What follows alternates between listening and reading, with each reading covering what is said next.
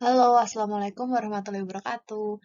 Perkenalkan, nama saya Mar'atu Solihah dengan NIM 073. Jadi, di sini saya akan menjelaskan materi mengenai Syariah Enterprise Theory.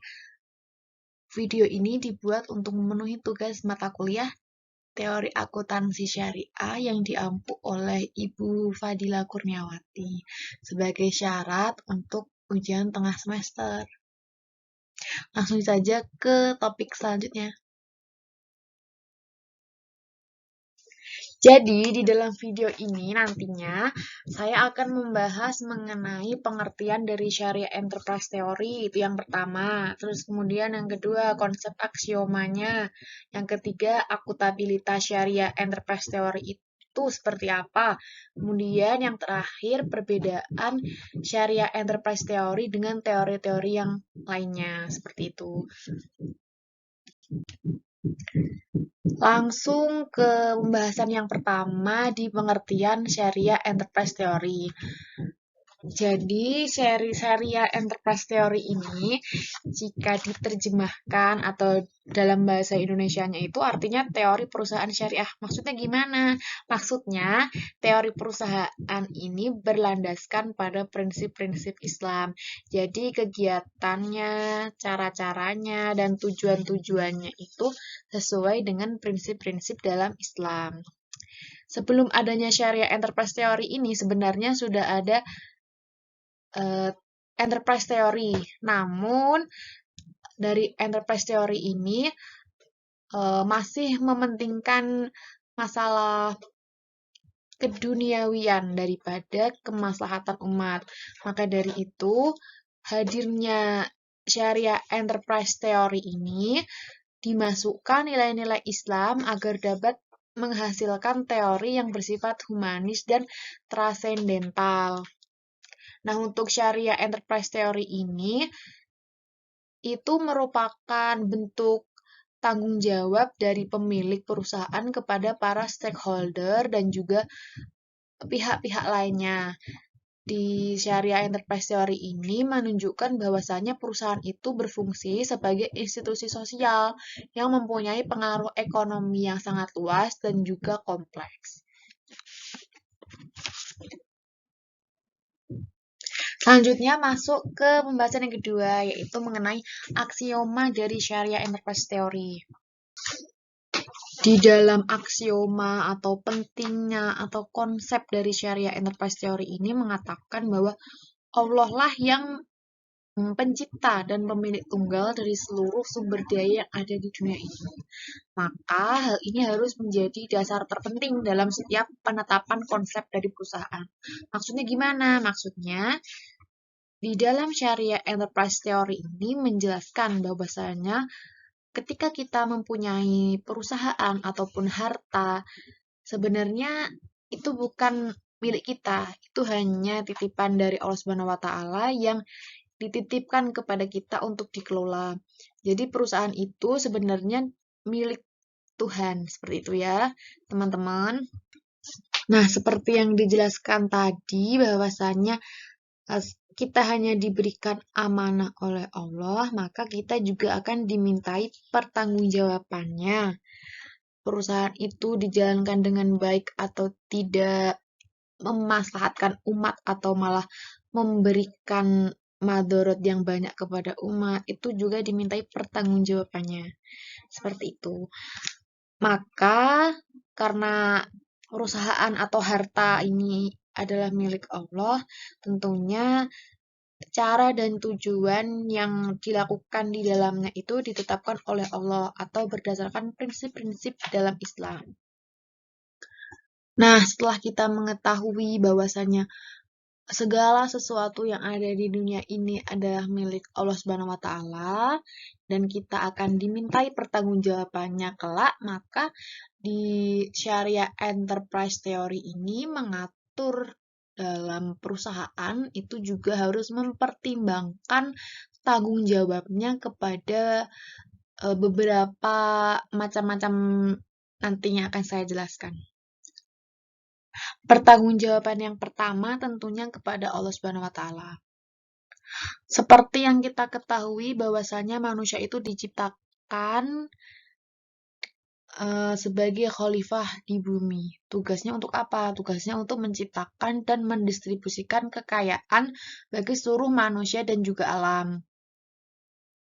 Karena kita memiliki tanggung jawab kepada Allah Subhanahu wa taala, kemudian kita melaksanakan hal itu dengan kerelaan hati, maka nantinya Allah Subhanahu wa taala juga akan meridhoi segala usaha yang kita lakukan. Seperti itu. Kemudian akuntabilitas yang kedua yaitu kepada stakeholder atau pemangku kepentingan. Nah, di stakeholder ini dibagi menjadi dua. Yang pertama, stakeholder langsung atau para pemangku kepentingan yang memberikan kontribusinya berupa keuangan ataupun skill secara langsung kepada perusahaan. Contohnya seperti pemilik, karyawan, pemegang saham, investor, kreditor, dan lain-lain sebagainya. Kemudian yang stakeholder tidak langsung ini adalah pihak-pihak yang tidak memberikan kontribusinya berupa keuangan maupun skill kepada perusahaan. Contohnya seperti masyarakat atau lingkungan yang ada di sekitar perusahaan tersebut. Kita membahas yang stakeholder langsung terlebih dahulu ya. Jadi stakeholder langsung ini tentunya juga harus diberikan tanggung jawabnya oleh suatu perusahaan. Jadi perusahaan ketika menjalankan usahanya itu juga harus mementingkan kepentingan dari para stakeholder ini. Contoh yang pertama ya, dari segi karyawan.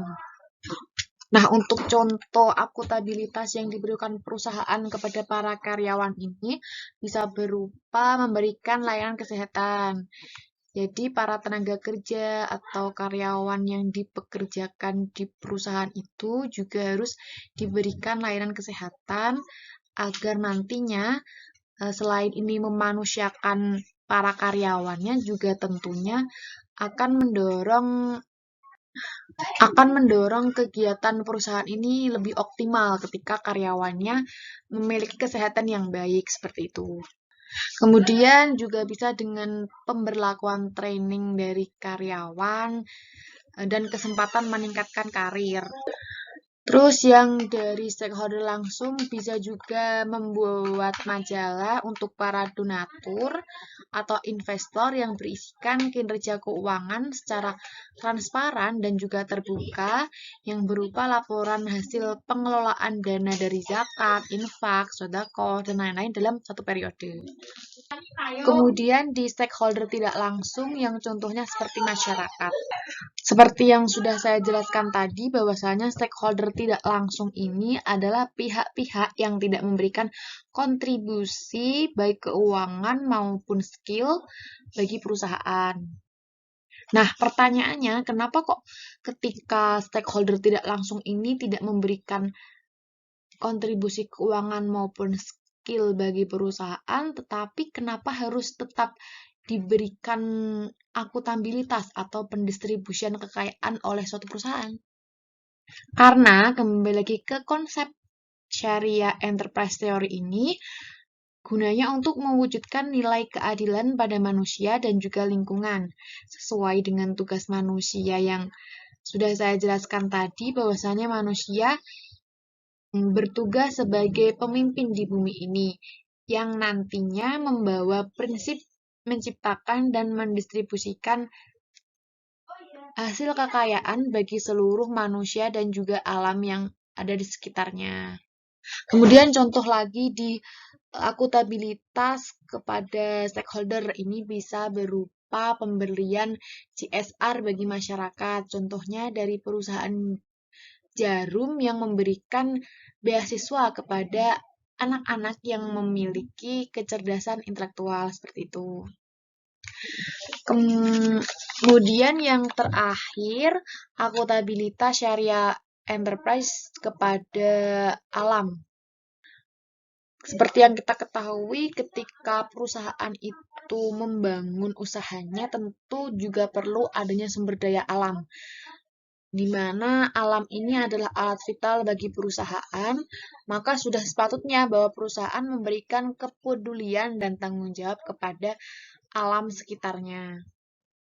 Contoh akutabilitas dari perusahaan kepada alam itu bisa berupa yang pertama, ketika perusahaan mungkin bergerak pada bidang mebel atau membuat kerajinan dari kayu, tentunya itu membutuhkan banyak sekali pohon yang harus ditebang. Dan yang kita ketahui bahwa ketika pohon itu ditebang, maka hal ini juga akan memicu dampak-dampak bagi lingkungan sekitar. Mungkin saja penyerapan di sekitar lingkungan yang ditebangi tadi menjadi rendah sehingga dapat menyebabkan banjir, longsor, dan bencana alam yang lainnya.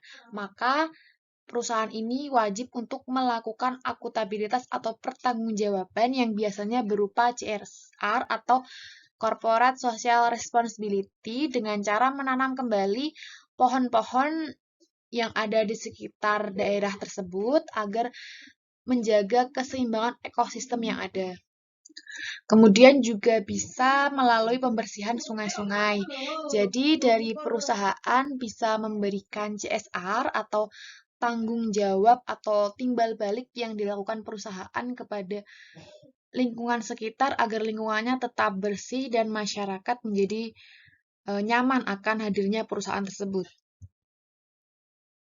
Nah, pembahasan terakhir dari materi ini yaitu mengenai perbedaan Sharia Enterprise Theory dengan teori-teori lainnya. Yang pertama, perbedaan dari agensi teori. Teori agensi itu sendiri adalah teori yang terdapat ketika adanya pemisahan antara pemilik sebagai prinsipal dan manajer sebagai agennya yang menjalankan perusahaan, maka akan muncul nih biasanya permasalahan-permasalahan dari agensi karena pihak-pihak ini tentunya akan mementingkan kepentingannya masing-masing. Di teori agensi ini, kecenderungannya adalah untuk memaksimalkan laba dari perusahaan sehingga perusahaan lebih maju. Kemudian di teori agensi ini dengan adanya laporan CSR atau Corporate Social Responsibility hanya dilakukan untuk menjaga hubungan baik dengan para stakeholder yang ada. Kemudian legitimasi teori. Legitimasi teori atau teori legitimasi ini adalah sistem dari pengelolaan perusahaan yang orientasinya pada keberpihakan terhadap masyarakat, pemerintah, individu, dan kelompok dari masyarakat. Dari teori legitimasi ini menyatakan bahwasanya suatu organisasi atau perusahaan akan terus-menerus untuk memastikan bahwasanya perusahaan ini melakukan kegiatan-kegiatannya sesuai dengan batasan dan juga norma-norma yang ada di masyarakat. Oleh karena itu, legitimasi teori ini menjalankan usahanya sesuai dengan aturan yang ada di masyarakat. Dan laporan CSR ini wajib dan dipertimbangkan dari hak-hak para masyarakat atau publik secara umum. Kemudian di stakeholder teori atau teori pemangku kepentingan. Di teori ini mengatakan bahwasanya perusahaan itu bukan entitas yang hanya beroperasi untuk kepentingan perusahaan sendiri, akan tetapi juga memberikan manfaat bagi para stakeholdernya, yaitu dari pemegang saham, kreditor, konsumen, supplier, pemerintah, masyarakat, analis, dan pihak-pihak lainnya yang memiliki kepentingan di perusahaan tersebut. Maka dari itu, kesejahteraan dari para stakeholder ini adalah hal utama yang harus dipertimbangkan oleh perusahaan tersebut untuk setiap melakukan kegiatan-kegiatan perusahaannya. Dan laporan CSR ini adalah sebagai bentuk komunikasi dari perusahaan kepada stakeholder bahwasanya perusahaan telah memberikan timbal balik kepada masyarakat sekitar atau kepada stakeholder ini sudah dengan baik dan dengan maksimal. Sedangkan Sharia Enterprise Theory ini mengakui bahwasanya ada pertanggungjawaban terhadap pemilik perusahaan dan juga stakeholder. Dan di dalam syariah enterprise theory ini, pertanggungjawaban itu didasarkan kepada Allah Subhanahu wa taala. Allah Subhanahu wa taala sebagai pusat pertanggungjawaban dikarenakan Allah lah yang mencipta dan memiliki seluruh sumber daya yang ada di dunia ini. Jadi walaupun perusahaan itu milik perorangan maupun lain-lainnya, itu tetap milik Allah Subhanahu wa taala. Karena sejatinya semua yang ada di dunia ini hanyalah amanah yang nantinya juga akan dimintai pertanggungjawaban.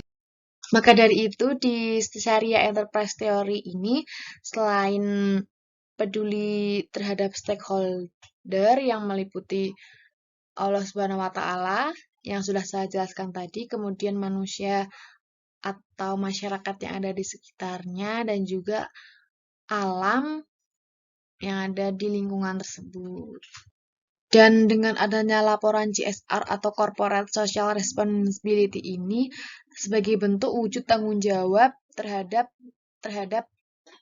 amanah yang telah diberikan oleh Allah Subhanahu wa taala sehingga di kemudian hari atau nantinya diharapkan perusahaan ini mendapat keridhaan dari Allah Subhanahu wa taala atas usaha yang dilakukan. Seperti itu. Mungkin itu saja yang dapat saya sampaikan. Apabila ada banyak kekurangan, baik kurang materi, kurang persiapan, atau mungkin kurang baik dalam menyampaikan, saya mohon maaf yang sebesar-besarnya. Wabillahi taufiq wal hidayah, waridha wal inayah. Wassalamualaikum warahmatullahi wabarakatuh.